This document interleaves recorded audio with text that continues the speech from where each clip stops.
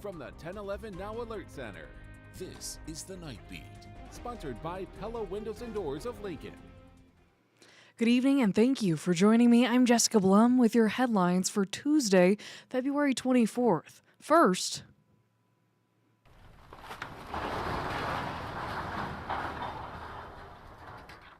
we have an update following the shocking video of a bridge collapse near the Haymarket. Lincoln Fire and Rescue is giving an update on what caused a destructive fire that led to a railroad bridge collapsing in West Lincoln yesterday morning. Officials say an unintended campfire destroyed the nearly decade-old bridge. Flames underneath the bridge sparked around 3:45 yesterday morning. The bridge, which is just west of Pinnacle Bank Arena, is owned by Union Pacific and is made out of timber. At about 5:30 a.m., the bridge collapsed, as you can see in this video. LFR says the structure is a total loss, and Union Pacific has an engineering team surveying the situation, as the bridge was an active route. Lincoln police are now interviewing witnesses and determining whether or not the fire was arson. Police have made an arrest from a fire that destroyed a vacant Village Inn near 27th and O Streets in 2024. You can see video from that fire on your screen now.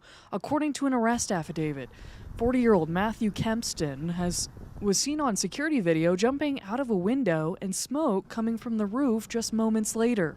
After being arrested from an unrelated charge last week, investigators learned Kempston started a fire inside the building to stay warm. The affidavit alleges he left once the fire got out of control. He is charged with third-degree arson, which is a felony. The building has since been demolished. Now to a developing story in Omaha. 2 vehicles were swallowed by a sinkhole in the Exarban neighborhood.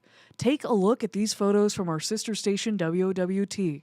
First responders were sent to 67th and Pacific Streets around 3:30 this afternoon. 2 vehicles were stuck in the sinkhole. Fortunately, the drivers were able to get out and no one was injured. A towing company has been helping to get those vehicles out, and more surveillance video has come to light from UNO's security cameras that you can find up on our website with this story. One man has died following a crash in Beatrice this weekend.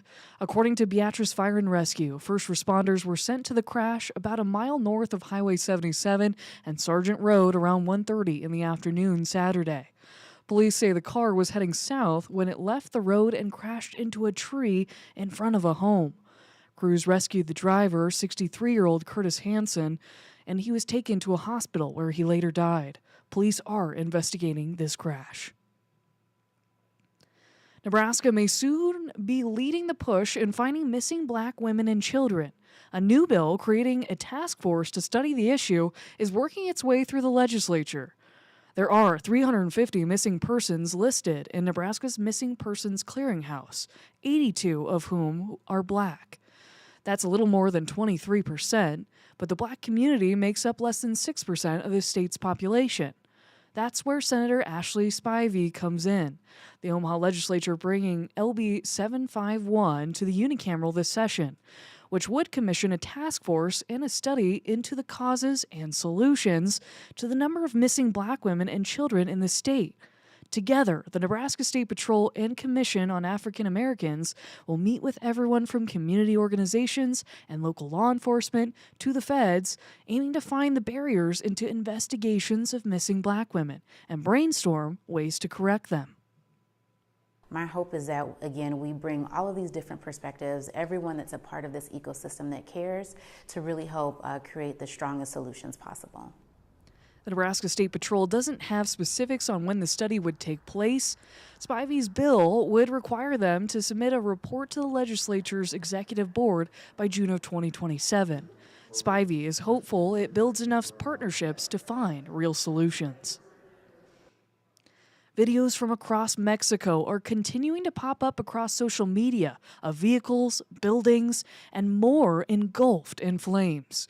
Those attacks reportedly being carried out by members of one of Mexico's largest cartels after government officials killed its leader on Sunday. And much of these instances happening in tourist-heavy areas, giving some Americans on vacation a front row seat to unfolding retaliation.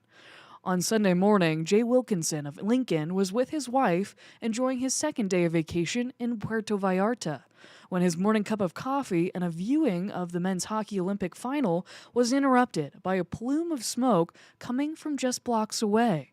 That smoke stemming from one of the first waves of cars, buses, and buildings being set ablaze across the country. Wilkinson was able to capture these photos after the flames began dying down, showing the aftermath of just some of the many vehicles he saw torched and the resulting smoke that fogged the city's skyline. Wilkinson also told us that had this happened in Lincoln, he would have surely panicked to some degree, but the calmer demeanor of many locals and other tourists made it clear to him that further escalation was not, and in his opinion still isn't, likely. The people around were like casually meandering through these cars that were on fire, taking photographs, just looking at them. There were people sitting on the sidewalk having coffee, seemingly unbothered. It was, the contrast was just remarkable. Yeah, we were scared, but not like full of fear and running down the sidewalk. We didn't see any of that. Wilkinson added that his vacation has continued as planned, though he now has to step over some piles of ash on certain walks. He says he has been most shocked to see images shared on social media said to be from Puerto Vallarta that he claims are AI generated. Wilkinson tells me and 1011 that as of now, he and his wife are scheduled to fly back to Lincoln on Saturday. We'll have more from reporter Sam Cobb from this interview with Jay Wilkinson tonight at 10. Now to Husker news tonight. In addition to injuries, Nebraska basketball is also battling illness. 2 players did not practice today. That includes starting guard Jamarcus Lawrence. He may or may not be available for Wednesday's game against Maryland.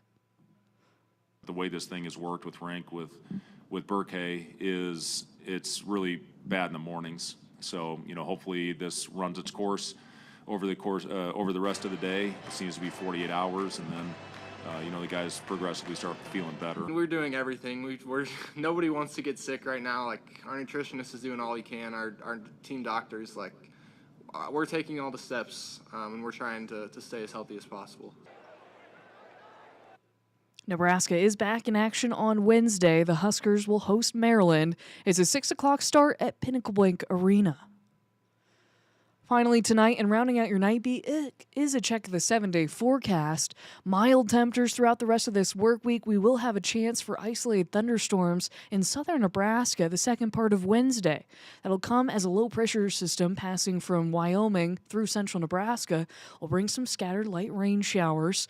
And in Lincoln, the chance for rain will go up after about 4 or 5 o'clock into the evening hours, though the warmest of this week will come by Friday as we're getting closer to 70 degrees, colder by this weekend with highs in the 40s and eventually the 30s for the start of meteorological spring and March on Sunday.